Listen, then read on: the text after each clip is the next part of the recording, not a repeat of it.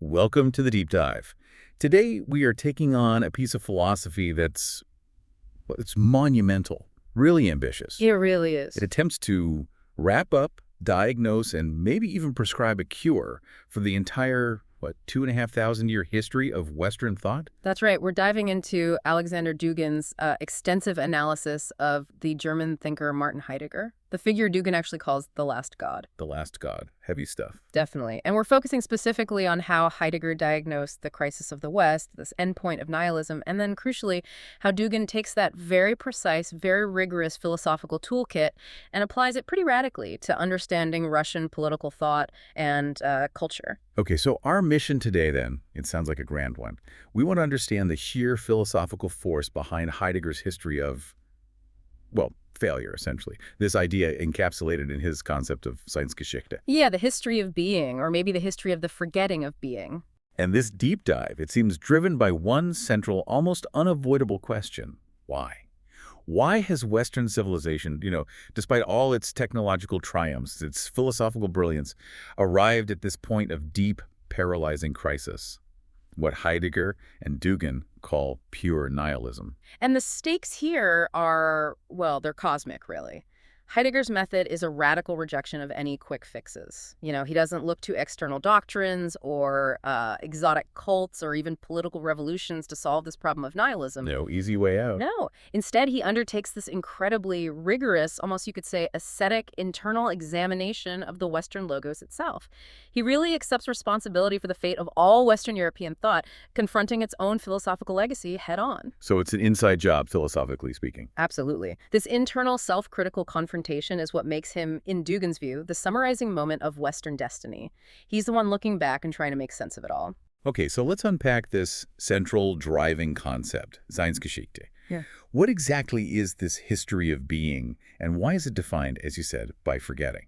Well, the core thesis of Seinsgeschichte is that the history of Western philosophy isn't this nice story of continuous progress that we sometimes tell ourselves. Right. Instead, it's a relentless, progressive process of ontological forgetting. It's a gradual loss of being-like, the fundamental ground of existence itself. And this loss culminates, eventually, in the pure nihilism we see today. Heidegger, and Dugin follows him closely here, calls this Seinsverlassenheit. It means the abandonment or the forsaking of being by Western thought. So that means that every celebrated moment in Western history, every philosophical breakthrough from Plato all the way to Descartes, is actually, in this view, just another step down the path, further away from being. Precisely. It's a magnificent journey, perhaps, in terms of intellectual achievement, but according to Heidegger, it's ultimately a doomed one.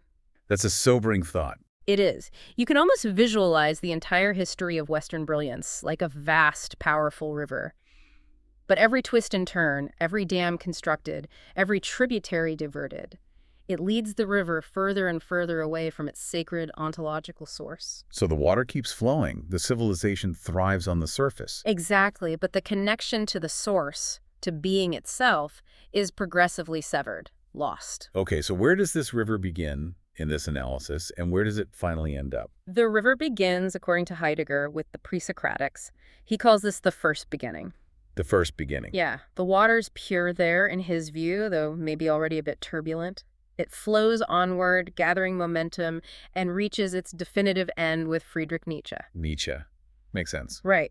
Nietzsche, in declaring the death of God, basically summarized the nihilistic destination that the West had been structurally, almost mathematically, moving toward for 2 millennia. So Nietzsche didn't cause it, he just announced it arrived. Pretty much. He articulated the endpoint, and then Heidegger places himself in this chain as the concluding, summarizing moment. The one trying to make sense of every deviation, every breakthrough, along this whole path of loss, this separation from being. But if the whole journey ends in nihilism, where exactly did the catastrophe begin? I mean, was it a moral failing, a wrong turn somewhere, or something deeper? It's deeper. It was a structural error, a philosophical misstep, right at the very dawn of Greek philosophy. The fault lay in the faulty determination of the relationship between being Sein and existing things Seienda. Okay, being versus things that exist. Exactly. The Greeks ask, what is that? Meaning, what is this specific thing that exists?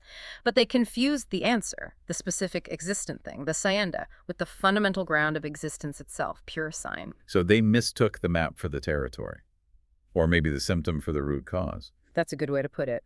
They mistook the existent for existence itself. Heidegger asks this incredibly profound, almost counterfactual question. What exactly went wrong at the beginning? Why did it go wrong that specific way? And crucially, how should it have been right? That foundational confusion, mistaking what exists for the fundamental ground of existence, that's what established the trajectory toward technical calculation, what he calls techne, and eventually total nihilism. They formalized the existent, the thing, rather than safeguarding the mystery of existence itself. Okay, that foundational error forces us to look much closer at the most elemental philosophical concept of all, the verb to be. It seems so simple, but Dugin emphasizes its difficulty, especially in its pure infinitive form. Well, the difficulty lies in grasping the verb kia, that's the Russian to be, in its pure indeterminate form, the infinitive, or the Greek I'm. Right. When you clarify a verb by person and number like I am, you do, it makes immediate sense because it refers to a concrete instance, an existent thing doing something. It's grounded. Exactly. But the pure infinitive, especially to be, it just escapes us. It's too large, maybe too obvious, and yet ultimately completely evasive. You can't really put your hands around existence itself, can you? No, you really can't. And Dugin points out that even in Russian, a concrete verb like to do, in its infinitive form, is kind of fleeting. But to be, precisely because it seems so obvious, is far more complex. It requires a radical philosophical shift just to access its pure sense. And this leads directly to the crucial linguistic distinction Heidegger absolutely insists upon, which is vital for his whole project of fundamental ontology, the difference between Sein and Sein. Okay, Sein versus Sein. Why the spelling change? Just an archaic. Why? It's not just archaic, it signals a fundamental break. Sein with the traditional German is being as it has been historically understood within Western metaphysics. And as we just discussed, this Sein is fatally flawed because it's been systematically conflated with Seinda, with existent things. Okay, that's the corrupted version. Right. So Sein, spelled with that Y, is Heidegger's term for abyssal, ungrounded being, the pure source that lies beyond the existent. It is the proper object of his fundamental ontology. So when most Western philosophers talked about being, they were already talking about Sein, which means they were already treating the ground of existence as if it were just another existent thing, albeit the highest one.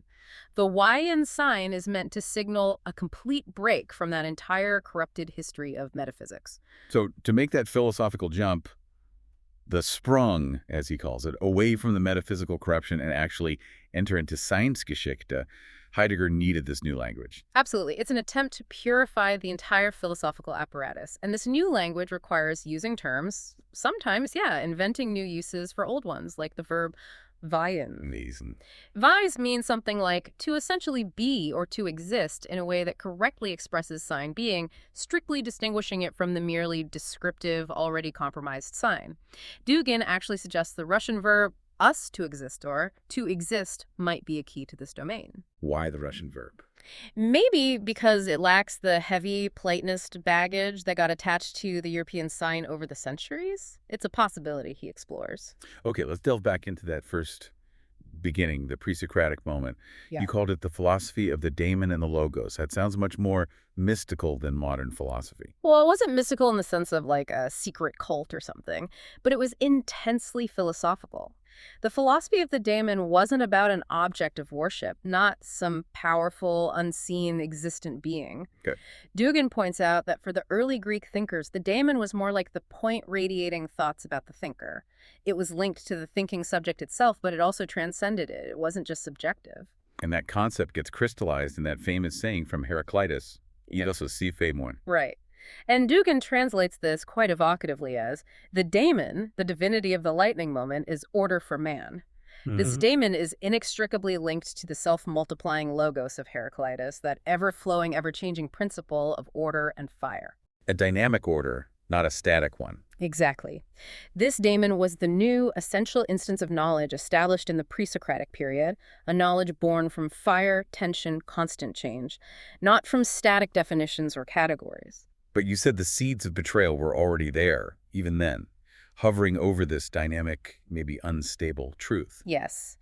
The moment the infinite, all-generating element physis nature in its raw unfolding sense was hardened into rigid, calculated physics. That was a betrayal. The moment the dynamic, fiery logos became rigid, formal logic, another betrayal. So it's a hardening, a fixing of something that should remain fluid. Precisely. The entire edifice of Heraclean thought, as Dugin reads it, resisted this treachery, this substitution of flight, the dynamic movement toward abyssal Sein with a rigid, structured platform of formalized, systematized knowledge. So the first end, the potential for nihilism, was already imminent, even before Plato really codified things. It hovered over that crucial choice. Substitute Sein with the highest existent, the utu. The pre-Socratic period was the fork in the road. Thought could have moved toward that decisive, unique event, the Ereignis, that has nothing of the existent in it, that pure Sein. But Plato is the fish who ultimately puts all the dots over the i's, as Dugin says. He unambiguously interprets the preceding tradition as merely ontological concern with what is, and takes that fatal step toward equating being itself with ousia, with essence, or essentially with the highest existent thing. He elevated the concept of the idea to the status of the highest existent. And once that equation was made, the entire history of forgetting being was, in a way, mathematically predetermined. Yeah. The path was set. Okay. So if the history of the West is this history of forgetting, we need to understand what exactly was forgotten. Heidegger describes the structure of authentic reality when being is present, using this concept of the Geviert, the Fourfold. Right, the Geviert. It's the essential, almost sacred structure that defines existence when being isn't forgotten, when it's allowed to presence. It consists of 4 elements: heaven, Himmel, earth, Erde, mortals mention, and divinities. Gut-looking. Heaven, earth, mortals, divinities. Yeah. Seems elemental. It is. But here's the crucial part, and this trips people up. Sein being is not one of the 4. It's not a component. Okay, so where is it? It is the between. The Dugin emphasizes, using the Russian word, it is the dynamic convergence, what Heidegger calls Ereignis, the event of appropriation, that allows the 4 to exist together in relation to each other. So it sounds like Sein is maybe the current flowing through the circuit, not the circuit components themselves. That's a really good analogy, yes. Sein gives itself to the Geviert, but it's a paradoxical giving. It simultaneously conceals itself in the very act of revealing the Fourfold. The Fourfold must constantly renew itself, constantly remanifest through this event. If the mortals stop attending to the mystery, stop participating in this dynamic, the current stops. The circuit breaks. And the focal point of this entire structure, where it all comes together, is the thing, ding. Exactly. The thing, ding, is the sacred nexus where the gifts of the Geviert gather. Heidegger uses the example of a simple jug. Yeah. A jug of water gathers the heaven, the rain that fell into the spring, the earth, the clay it was made from, the mortals who will drink from it, who shaped it, and the divinities in the libation, the sacred act of sharing, the blessing. A thing, for Heidegger, is not an inert object. It's a charged point of intersection. Its very existence depends entirely on this dynamic presence of the Fourfold, which is sustained by Sein. You mentioned earlier that the balance of this Geviert isn't static. It's maintained through a constant tension, what Dugin calls the anthrotheomachy, the war of man and God. Yes, this internal struggle is the very dynamic of life within the authentic Geviert. On one axis, you have heaven attacking earth. Earth collects itself and defends against the sort of self-scattering openness of heaven. Dugin calls this the uranogeomachy. And on the other axis is the conflict between mortals and divinities. Now, this isn't just, mythological fighting like in the old stories. It's an existential tension that gives life its authenticity, its edge. But the analysis suggests man won this war. How on earth did humans manage to defeat the gods? This is where Dugin's reading of Heidegger gets really radical and maybe controversial. Humans won the war, he argues, by becoming just human, or, as Nietzsche put it, human, all too human. What does that mean, just human? It means they prioritized calculation, sound judgment, phronesis in Greek, practicality, reliability, and rationality above all else. Dugin argues that this practical reason, this sobriety, this calculation, these were the most certain weapons against the gods. Wait, hang on. You're saying that rationality and sound judgment, the things we usually think of as virtues, are the weapons that destroyed the sacred, not the basis for morality. That seems to flip, well, pretty much 2,000 years of Western moral philosophy on its head. It absolutely does. In this view, the rational, reliable, predictable person is worse than poison to the divinities.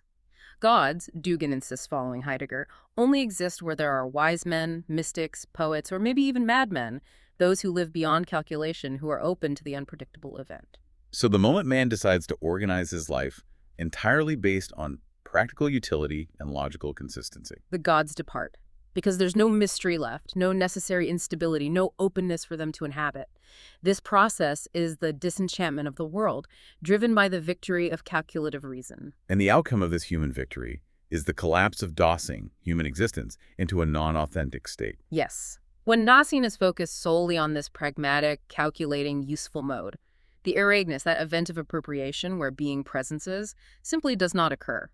Man imposes himself, turns the earth into mere matter or substance, just a resource to be exploited, not a sacred power of birth and death. And the rest of the Geviert.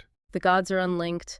Heaven becomes just atmosphere or space. The thing is desacralized into a mere object or commodity, and the fourfold is shattered. Kaput. The goal, then, for Heidegger and Dugin must be to move from this terminal state, this shattered world, to the other beginning die under an Anfang. Exactly. But the other beginning isn't just a tweak or a reform. It requires a violent philosophical leap, a sprung, starting from a total, unflinching confrontation with the entire history of the first beginning and its fundamental error. And the new vision, it sounds pretty radical. It is radical and, frankly, maybe terrifying in its implications. Oh. Dugin quotes Heidegger directly here. In the other beginning, all existing things will be sacrificed to Sein being, and only through this will existing things receive their truth for the first time. Sacrifice.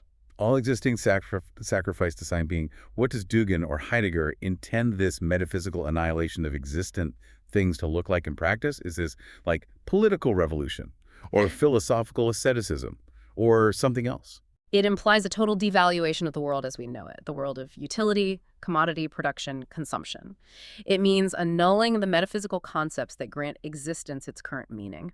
Things like liberal rights, technological progress, rational management, economic value. So wipe the slate clean, metaphysically speaking. Pretty much. Existent things must be, in a sense, annihilated as mere existent things to stop this cycle of Seinsverlassenheit, the abandonment of being. Only then can the pure light of Sein return. This sacrifice, this clearing away, is seen as essential to achieving truth, to letting being presence authentically again. And if this decision is made, if this leap occurs, the new structure, the future Geviert, will be radically different. Completely different. The future structure, as sketched out, will be composed of the new heaven, the last god, hence Dugin's title for the book, the Ars Novia, the new thing or the event, which is Ereignis itself, man redefined as the guard of Sein being, a kind of new humanism but radically different from the old one, and the new earth. It's a complete reversal, built on recovering the hidden, suppressed message of Sein that has echoed unheeded throughout Western history. It really is presented as a fundamental moment of decision for civilization. But what if no decision for the other beginning is made? What if we just drift? If the decision is delayed or avoided, the unconscious power of Gestell, that's the framework of technological and framing, the logic of total mobilization and calculation will lead inexorably to the final catastrophe. Gestell. Yeah. The dominance of technique, calculation, resource management, efficiency above all, will plunge humanity and the earth into inevitable destruction. This is the ultimate nihilistic end, where nothing is left but function, calculation, and the void. It's a stark warning. Okay, let's trace this journey of decay, this crumbling of the Geviert, a bit more concretely through history. We established that Plato made the initial, maybe fatal mistake, equating Sein with ousia, the highest existent.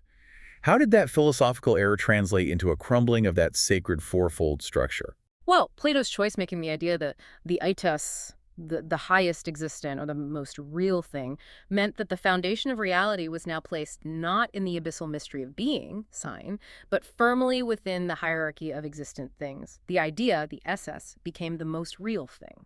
So reality became about classification, hierarchy, definition. Exactly. Rather than mystery, dynamism, and the event.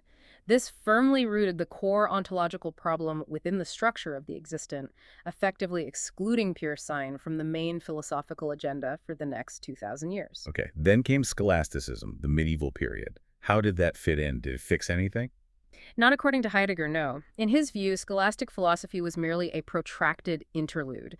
It didn't bring anything fundamentally new in terms of the core metaphysical structure. It simply added the theological concept of a single supreme God conceived as the highest of existence on top of the existing Platonist error. So it was basically Plato dressed up in theological robes. Essentially, yes. It only mystified the original Platonist issue by referencing a supreme initial existent God who was himself conceived primarily through logic and hierarchy. This just complicated the relationship between being and existent things without solving the fundamental misstep. The core mistake of equating being with the highest existent remained intact, only now it had a divine, single, sovereign face. But the real collapse of the Geviert, the total shattering, seems to occur with the Cartesian turn and the dawn of modernity, Descartes. Yes, this is where the world is radically flattened and reconfigured. The Geviert is completely replaced by a new, fundamentally antagonistic axis, subject versus object. The theme is split. Right.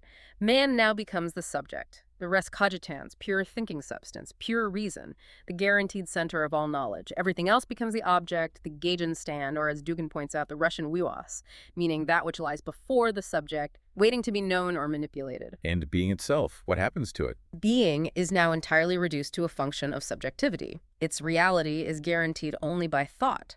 Cogito ergo sum. I think, therefore I am. Existence depends on the thinking subject. And where do the other elements of the old Geviert heaven-earth divinities go in this new scheme? They are violently synthesized and neutralized. Heaven and earth are basically unified into one single entity.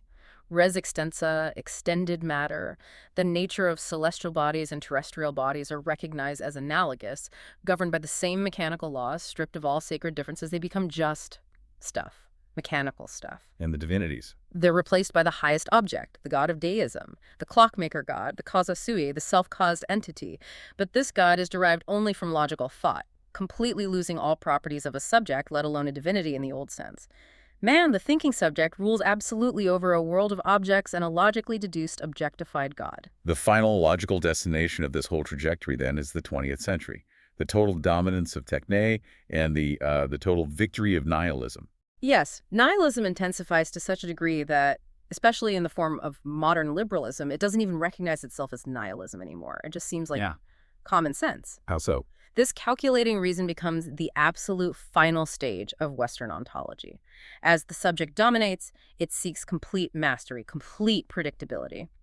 This results in what Nietzsche called the ewige Wiederkehr des Gleichen, the eternal recurrence of the same, through mass production, mass culture, and the total triumph of technique, of techne.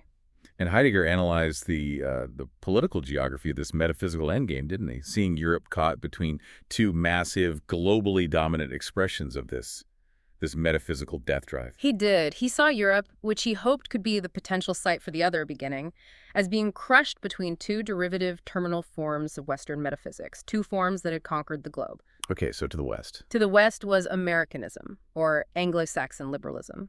Dugin emphasizes that Heidegger viewed this with profound contempt, seeing it as the highest, purest expression of calculating reason, even calling it planetary idiocy. Planetary idiocy? That's strong language. Why idiocy? Because, in this view, it represents the total reduction of all reality to efficiency metrics, quantified targets, utility, economic value. It strips the world of any sacred meaning, any mystery, any qualitative difference that can't be measured or monetized. Everything becomes just a resource pool or an economic calculation. That's the philosophical idiocy, the inability or refusal to see beyond what can be measured, calculated, or used. And to the East, the other pincer. To the East was Soviet Bolshevism, Marxism, which Heidegger saw as the manifestation of Machenschaft in its most open and totalitarian form. Okay, that's another one of those specialized Heideggerian terms. Can you elaborate on Machenschaft? Machenschaft refers to the sheer making or doing or machination that takes over existence. It's the imposition of total technical control, total planning, total mobilization. For Heidegger, it's not primarily about class struggle. That's just the surface ideology. Fundamentally, it's the dominance of the objectivity of the objective or the materiality of the material. So it's the total conceptual dominance over everything that exists by the idea of pure matter, pure utility. Exactly. It's the state where everything is reduced to manipulable material, raw stuff, ready for deployment according to a central plan. Total mobilization of resources, including human resources. So, in Heidegger's view, both Americanism, liberalism, and Bolshevism, Marxism are fundamentally the same error, the totalitarian planetary dominance of techne, just in different flavors, one maybe more decentralized and market-driven, the other centralized and state-driven. Exactly. Both sides are the final, terminal embodiments of the first beginning's trajectory. In communism, both heaven and earth have been entirely replaced by material substance and resources, managed by centralized, calculating reason. Marktwirtschaft is the state where everything is just stuff, ready to be made into something else. And the aftermath of this total collapse is what Dugin describes as the postmodern Geviert, which sounds bleak. It's a deeply disturbing landscape, yeah. Instead of heaven, you have the gigantic screen, the billboard, the television, the computer monitor, the smartphone, projecting the subject's own dark, often animalistic desires back at itself. And the gods. Replaced by indifference, anything goes. Meaning dissolves into irony or pastiche. The things themselves become simulacra, as Baudrillard famously described. Objects manufactured to be immediately disposable, fashionable for a moment, with no inherent connection to the old Geviert, no sacredness, no lasting presence. And the sheer speed of production and consumption, Dugin links this to the logic of fashion, and de Gestel creates what he calls a systematic genocide of things. Yes, the Gestel, that framework, that enframing logic that demands everything be ordered, calculated, instantly available, ready to stand by, it fuels this. The shorter the life of the thing simulacrum, the more intense its non-existence, its fleetingness. This rapid turnover, this factory of the death of things, signals a culture rushing headlong towards self-annihilation, towards pure consumption of the present. So instead of authentic being, we have virtual reality, which is, ontologically speaking, baseless. A flickering image with no ground. And the warning remains absolute. If no conscious decision for the other beginning is made, techne, driven by Gestel, will plunge us into destruction. It's the default path now. Okay, so the road to the other beginning, if there is one, requires a subject capable of making that monumental decision. And that subject, for Heidegger, is Dasein.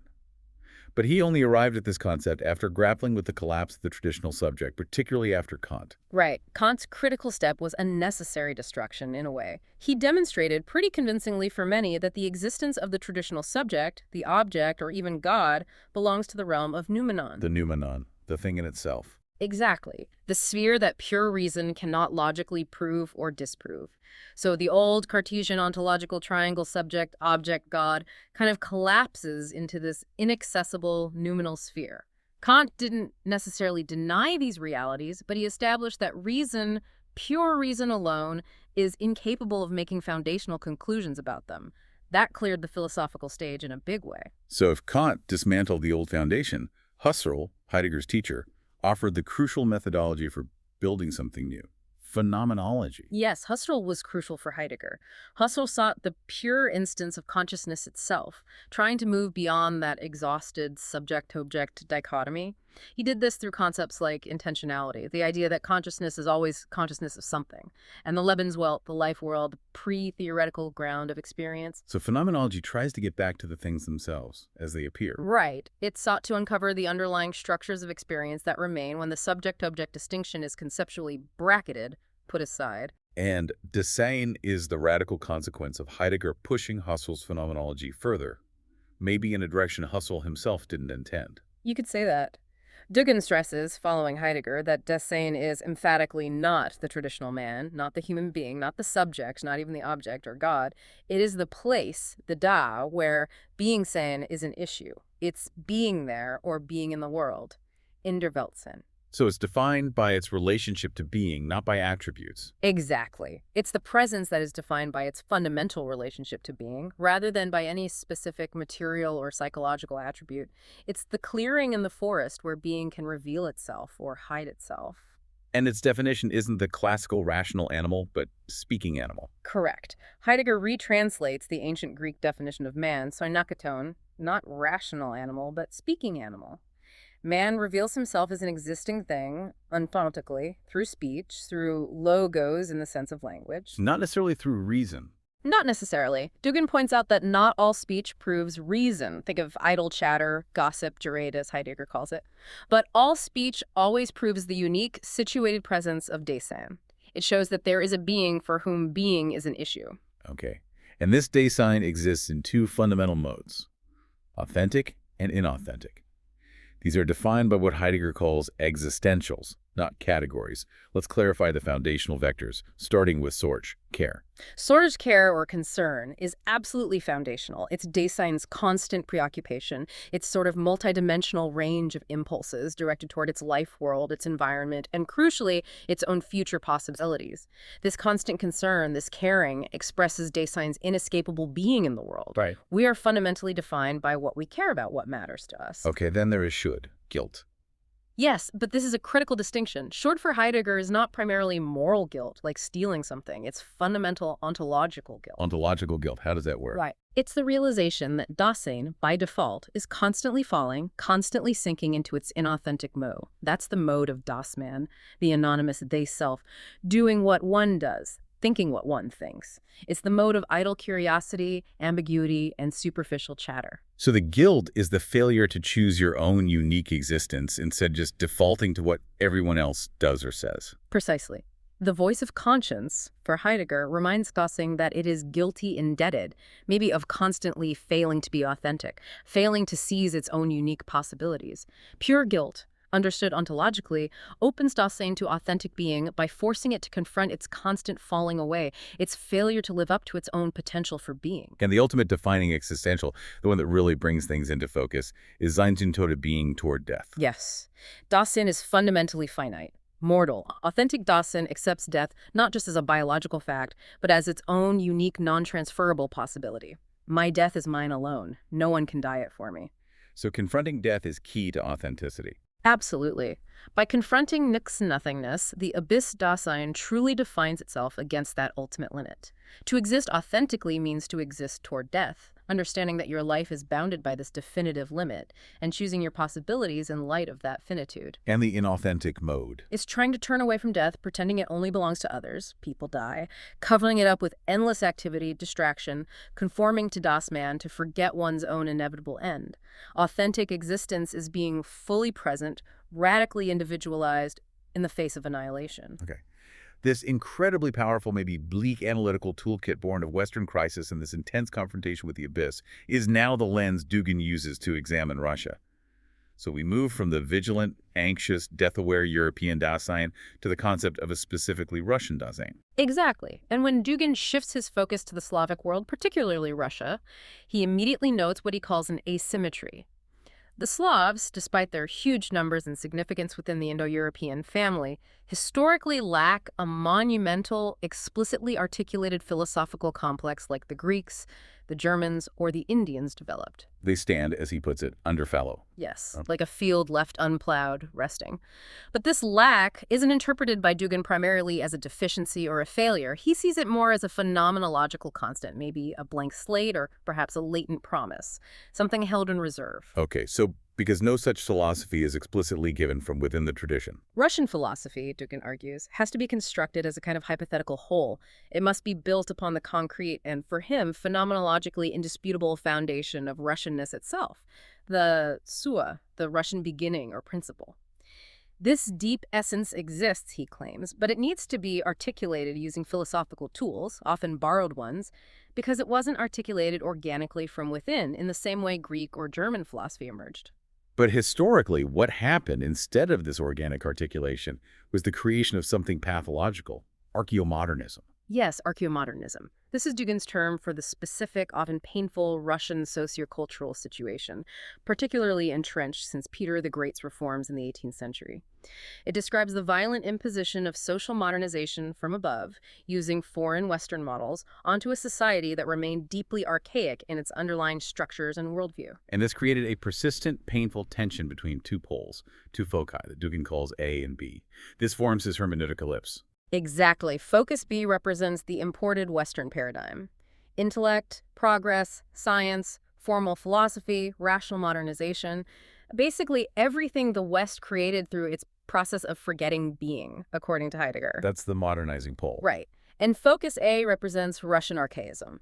The indigenous, collective, often intuitive, heart-centered, sometimes dark, pre-rational essence of Russianness. And the ellipse. The elite, the Westernizers throughout Russian history, are constantly orbiting this foreign focus B, trying to implement it. But they remain fundamentally anchored, Dugin argues, to the Russian heart, the archaic pole A. They can't fully detach, they remain Russian. Meanwhile, the conservatives, The Slavophiles, the traditionalists, cling desperately to the Russian essence, focus A, but often fail to completely shed Western conceptual influences or tools, focus B, in their attempts to define or defend it. They're all trapped in this ellipse, pulled between two centers, unable to achieve a stable, sovereign, circular philosophical orbit grounded purely in A. The philosophical manifestations of this ellipse sound, well, profoundly painful, as you said. Take someone like Chedev. Oh, Chedev is the tragic ultimate example of this pathology for Dugin. He looked at Russian history and saw it as philosophically empty, famously asserting that Russians were less capable of independent thought than, say, North American Indians. Ouch. It's brutal. Dugin calls this observation a kind of necessary Russophobic practice. Because while incredibly painful and arguably unfair, it accurately identifies the lack of Western-style philosophizing, that asymmetry we talked about. Chedev's despair was rooted in Russia's failure, as he saw it, to articulate itself using the dominant intellectual tools of its time, which were Western tools. He was trapped in the B focus, looking at the A reality. And how did the Westernizing elites, the ones orbiting focus B, typically view the actual Russian people, the autochthonous masses of the Russian Dasein itself? Pathologically, viewing them almost entirely through the lens of focus B, the Western lens. They saw the Slavic masses often as flesh, paganism, darkness, inertia, matter, something low, unrefined, passive, something that needed to be lifted up, educated, enlightened, disciplined, brought into the framework of Western rationality and progress. So this created a deep internal split. A profound dual ontology. The high, conscious, rational, westernized elite versus the low, unconscious, maybe pagan folk masses. This internal conflict is the very definition of the archeomodern condition for Dugin. And this inherent duality, this tension between A and B, leads us straight to the paradox of Bolshevism and Marxism in Russia. Absolutely. Marxism itself, focus B, was an organic product of Western philosophy, Western history, and Western capitalism. It theoretically demanded revolution only in fully developed, mature capitalist societies. But that's not where it happened first. Exactly. The Bolshevik victory occurred in decidedly uncapitalist, largely agrarian, arguably archaic Russia. Lenin had to kind of fudge it, theoretically, grossly exaggerating the extent of capitalist development in Russia to legitimize the revolution in Marxist terms. So this made Bolshevism a profoundly dual force in Russia, didn't it? Pulled between A and B itself. Precisely. On the one hand, it was the ultimate, most radical tool of Westernization, Pol B. It used the ideology of progress, science, rationality, and industrialization to forcibly modernize Russia at an incredible pace, ruthlessly suppressing archaic elements. But on the other hand, it was simultaneously perceived by many, and perhaps functioned unconsciously, as the revenge of the Russian spirit, the archaic Pole, focus A, against the alienated Western-imitating Tsarist monarchy and the superficial Westernized elite. The tremendous collective energy of the people, perhaps gathering themselves for a kind of distorted Ereignis, an event, was channeled, captured, but ultimately distorted, Dugin would argue, into the foreign Marxist framework. which might explain some of the internal conflicts within the Soviet system later on. It helps explain, for Dugin, the constant tension and internal conflict within the USSR.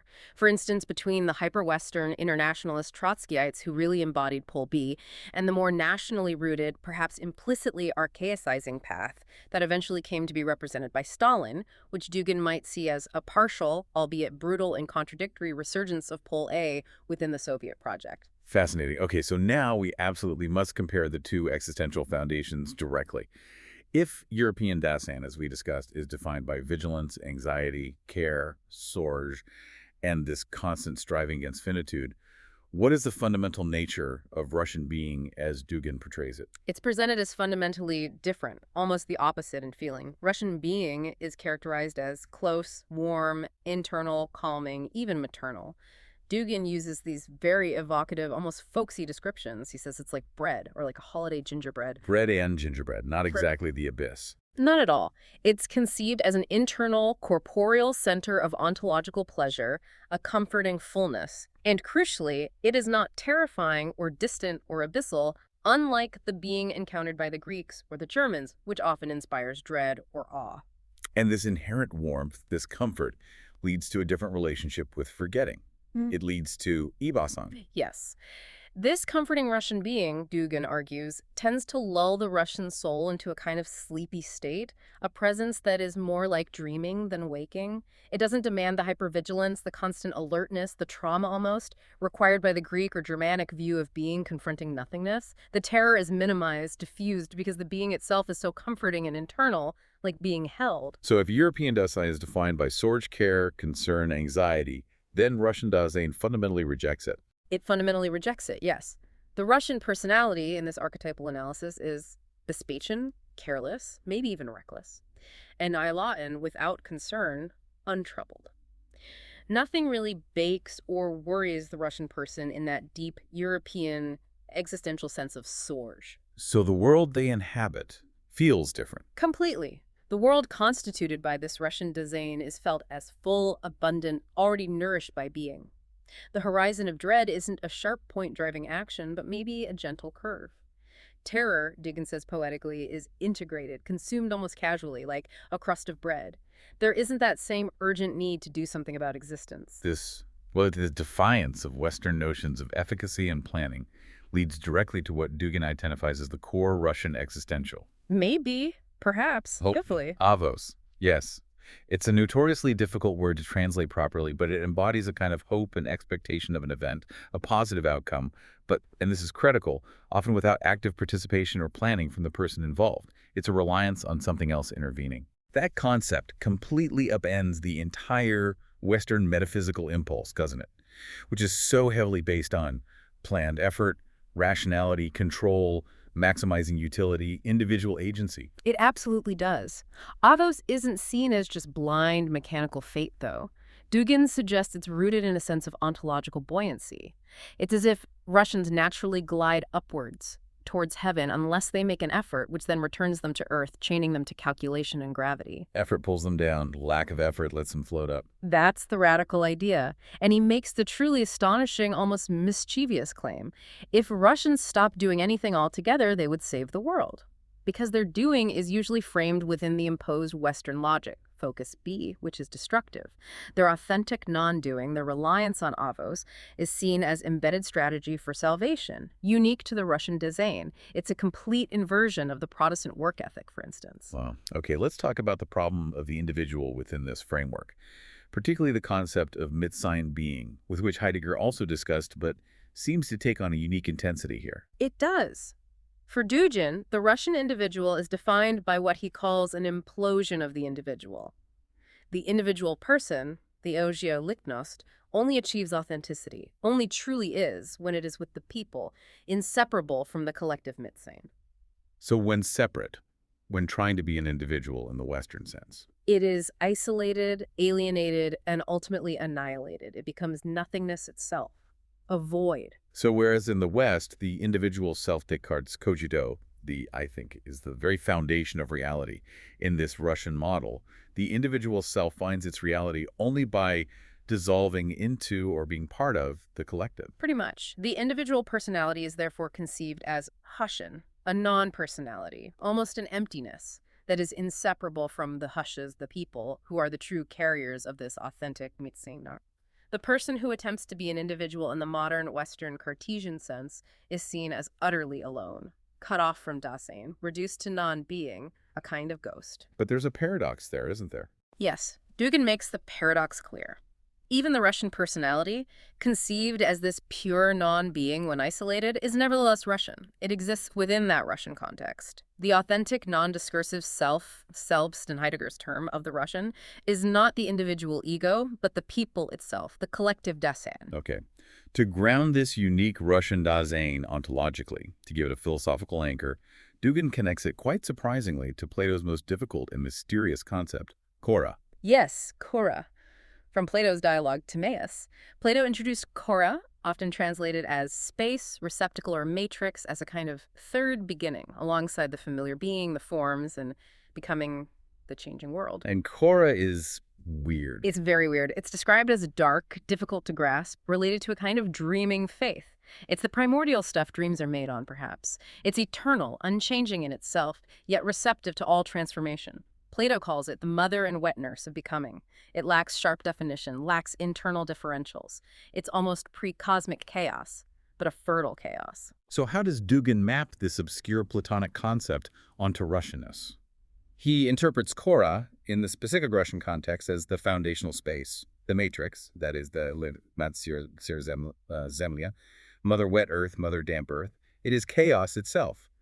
And crucially, he proposes that for the Russian Dasein, this khora is not a third beginning, but the single primary beginning that constitutes everything else through its own internal dynamics. So instead of a differentiated cosmos emerging from chaos, the chaos itself remains foundational. In a sense, yes. This chaotic, space-centered, maternal reality stands in direct contrast to the highly differentiated, logically ordered, form-dominated Greek model of reality and the subject-object split of the West. So the Earth pole in the Russian context isn't just Erde in the classical Geviert. It becomes this foundational, dark, maternal, Platonic chaos khora.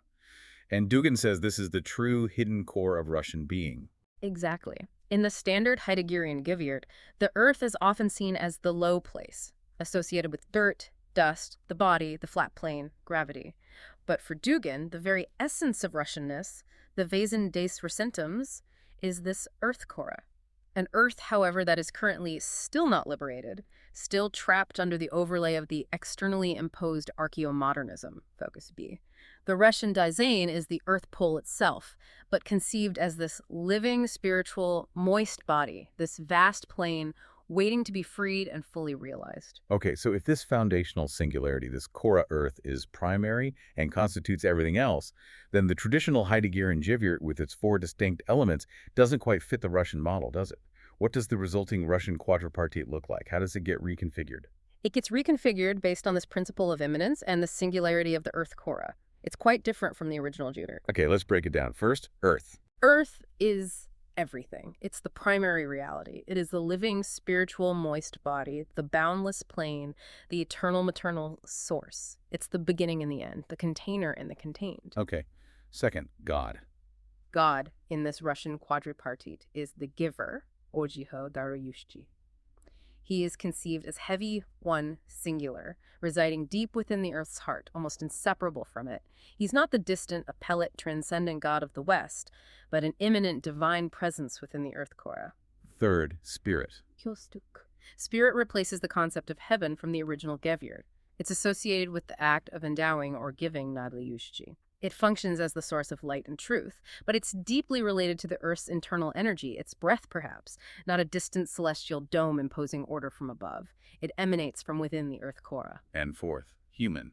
Kodchovek. The human, as we discussed with Niliknost, is essentially empty as an individual person. It receives its content, its reality, only from the Russianness within, from being part of the collective Dasein rooted in the Earth khora. The human exists almost transparently, like spirit or smoke, a thought of God, manifested in the people.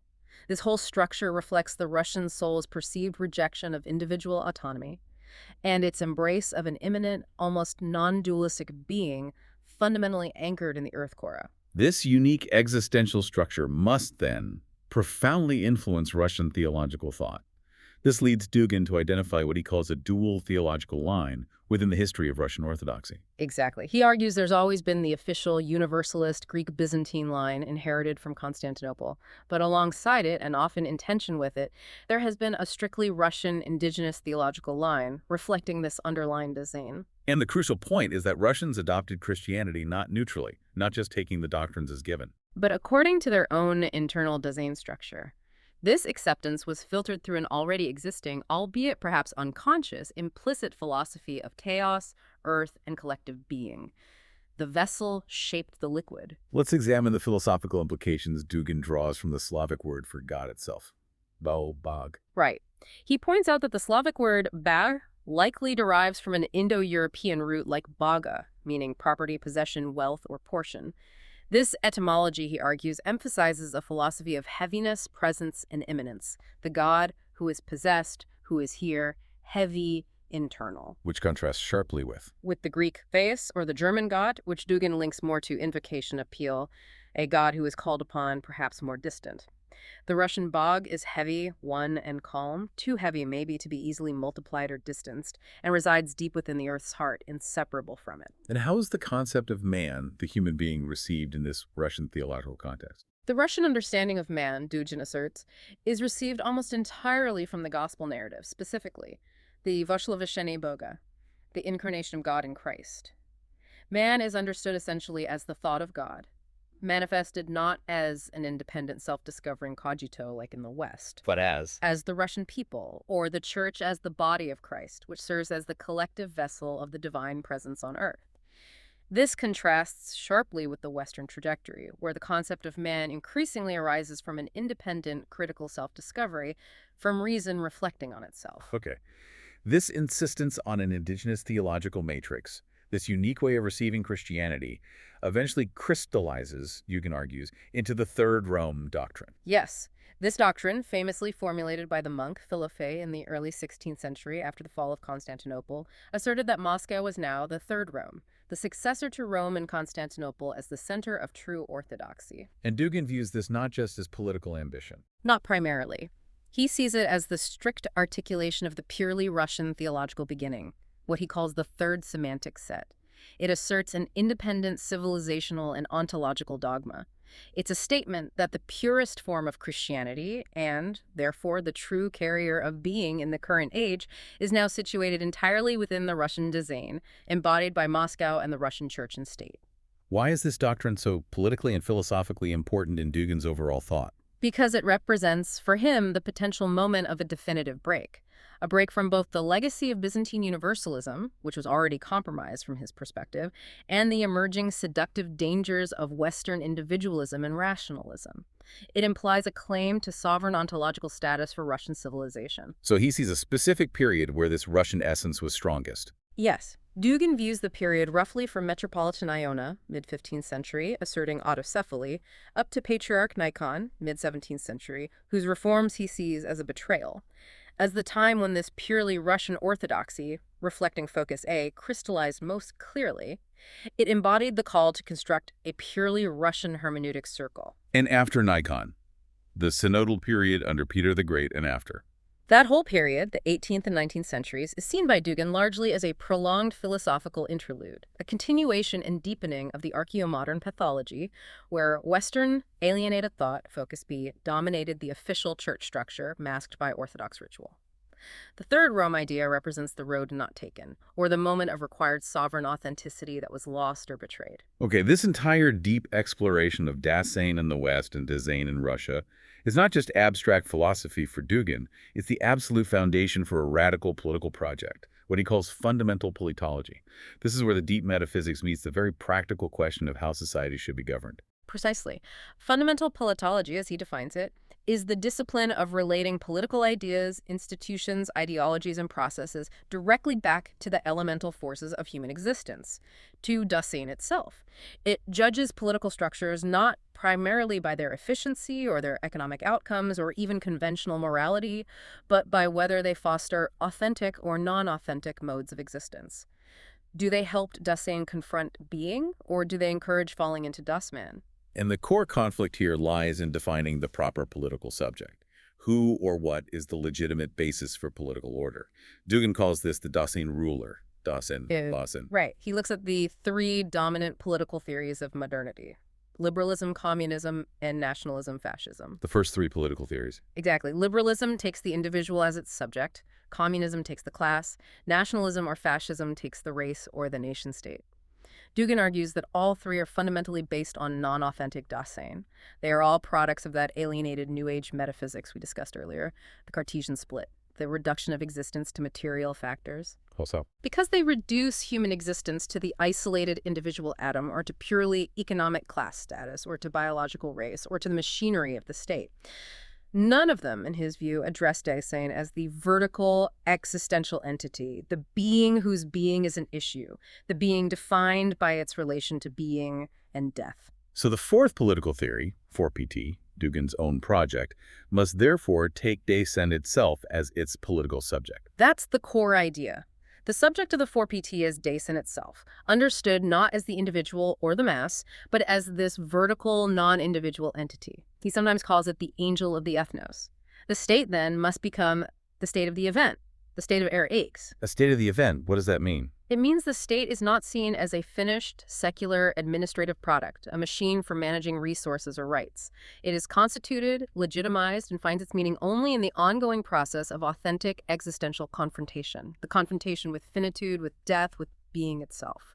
It's a state defined by its ontological mission, not just its functions. This brings up the concept Dugin uses, the anthropological difference, the difference between human and animal. Right. Heidegger investigated this difference deeply. Dasein, for both Heidegger and Dugin, is the answer to this difference. It's what makes humans unique. It is neither the biological individual animal nor the abstract collective or species. It's this unique instance of being there, this clearing for being. And Dugin draws a critical conclusion from this for politics. Yes. He argues that if Dasein is the defining human feature, but it's always situated, always there, then it follows that Dasein itself might be plural.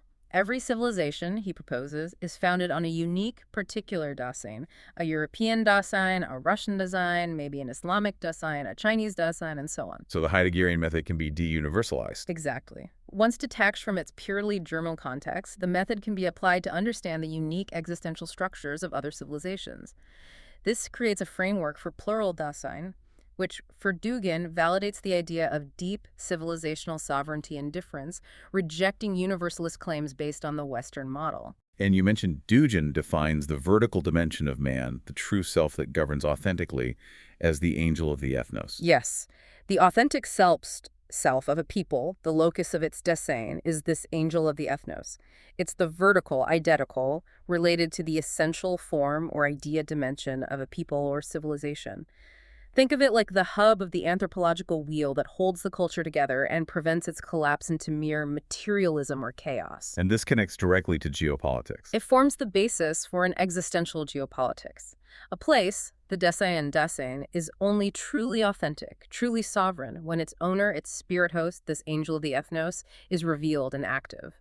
The goal of politics, then, is not mere territorial control or resource extraction, but revealing and realizing the true internal sovereign nature of the place and its people. What is the Russian Dasein truly for? What is its unique mission in being? The stakes of this entire political project, then, are framed as nothing less than the war of the mind. That's the ultimate battle, as Dugin sees it. It's the struggle between authentic Dasein, oriented towards being and transcendence, and what he calls the swinepolis, the state of beasts, or the state of bodies. The swinepolis. Yeah, the state based entirely on consumption, comfort, safety, managing biological life, zoo rather than bios, and promoting non-authentic base existence. Liberalism, in this radical analysis, is seen as the most advanced form of the swinepolis, a conscious program of species suicide, rushing toward the abolition of man by encouraging him to default entirely to Das Man, to bodily desires, to the lowest common denominator. So only the authentic Dasein can legitimately govern. Absolutely. The authentic Dasein, the one who has confronted finitude and being, is the true Phylax, the guard or philosopher from Plato's Republic. This is the one who achieves the epistrophe, the turning inward, the turning towards the truth of being, and institutes the state of the spirit, which Dugin sees as the only legitimate form of governance. It's a radical rereading of Plato's philosopher king, but grounded existentially, demanding that the ruler must have authentically confronted death and nothingness. We have covered a huge amount of ground. We've explored the Western trajectory toward nihilism through Heidegger's powerful lens of Seinsgeschichte. Right. We've seen Dugin's provocative application of this existential analysis to Russia's historical struggle against the imposed structure of archeomodernism. And we've contrasted the anxious, vigilant, care-driven European Dasein with the careless, maternal, space-centered Russian Dasein. Yeah, it's a complex tapestry.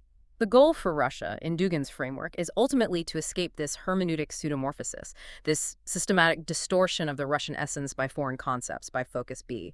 And the way to do that is by achieving Ereignis, the event of appropriation, within the specific context of the Russian Dasein.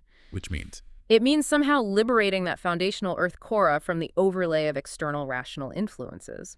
It involves translating the imposed Western illness, the structures of focus B, into Russia's own indigenous content, finding the Russian meaning hidden within the foreign forms, and ultimately asserting the sovereignty of focus A. So for the West, the path to Ereignis seems to require this radical choice, this almost catastrophic decision for a new beginning, a break from its entire history. But for Russia, because its Dasein is described as already being so different, chaotic, careless, rooted in the maternal earth khora, the path might be fundamentally asymmetrical.